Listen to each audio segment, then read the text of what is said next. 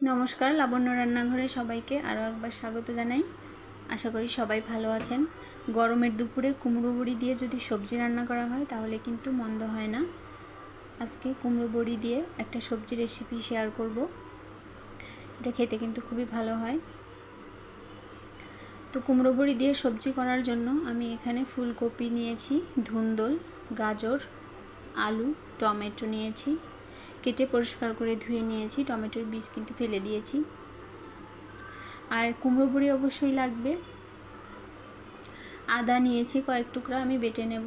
ফোড়নের জন্য নিয়েছি পাঁচফোড়ন, তেজপাতা আর লাগছে কাঁচা লঙ্কা চেরা। তো এখন রান্না শুরু করার পালা।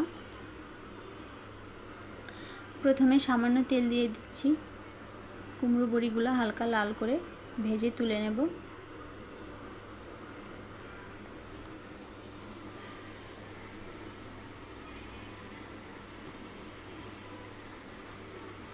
কুমড়ো বড়িগুলো তুলে নেব, এগুলো ভাজা হয়ে গেছে।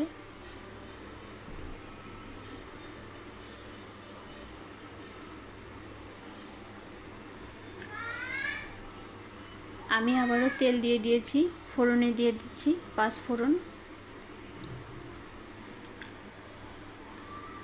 তেজপাতা, দিয়ে দিয়েছি আলু হালকা করে ভেজে নিয়েছি। এখন আমি আলুর মধ্যে দিয়ে দেব ফুলকপি,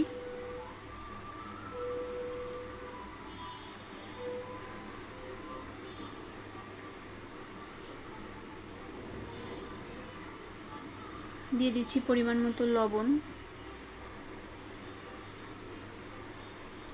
ফুলকপি আলু কিছু সময় হালকা করে ভেজে নেব, খুব বেশি ভাজবো না। তো এবারে দিয়ে দিচ্ছি গাজর,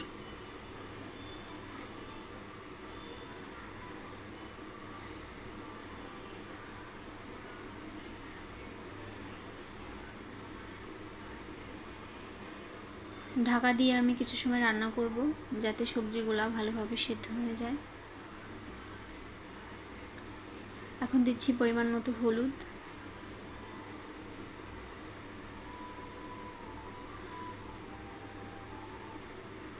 সামান্য আদা বাটা দিয়ে দিচ্ছি। আদা সবজির সঙ্গে খুব ভালোভাবে মিশিয়ে নিচ্ছি যেন আদার কাঁচা গন্ধটা চলে যায়।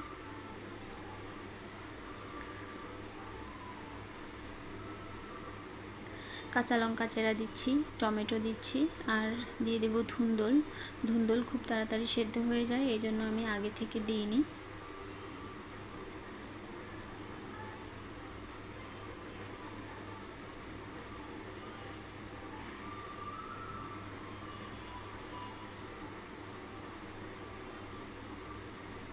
আমি ঢাকা দিয়ে একটু রান্না করে নেব। সবজিগুলো কিন্তু নরম হয়ে গেছে।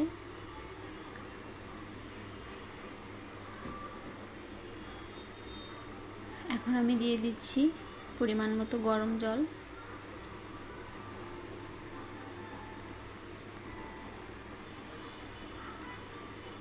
ঝোল কিন্তু ফুটে উঠেছে। তো এখন আমি ঢাকা দিয়ে কিছু সময় রান্না করে নেব। এতক্ষণ পর্যন্ত যদি কেউ আমার ভিডিও দেখে থাকেন তাহলে তাকে অসংখ্য ধন্যবাদ। চাইলে আপনারা এভাবে সবজি রান্না করে খেতে পারেন। সবজিগুলো কিন্তু সেদ্ধ হয়ে গেছে। আমি এখন কুমড়ো বড়ি দিয়ে দিচ্ছি। কুমড়ো বড়ি দিয়ে কিন্তু খুব বেশি জাল করার প্রয়োজন নেই, এই বড়ি খুব তাড়াতাড়ি সেদ্ধ হয়ে যায়, মানে নরম হয়ে যায় আর কি। দিয়ে দিলাম চিনি আর ভাজা জিরার গুঁড়া, খুব ভালোভাবে মিশিয়ে নেব। আমি চুলার আঁচ কমিয়ে 1 মিনিট রান্না করে নেব, তাহলে বড়িগুলো সেদ্ধ হয়ে যাবে।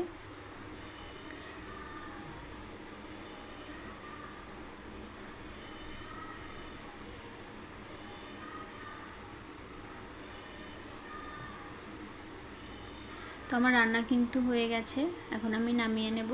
আজকের মতো এই পর্যন্তই। পরবর্তীতে আবার নতুন কোনো ভিডিও নিয়ে হাজির হব। সবাই ভালো থাকবেন।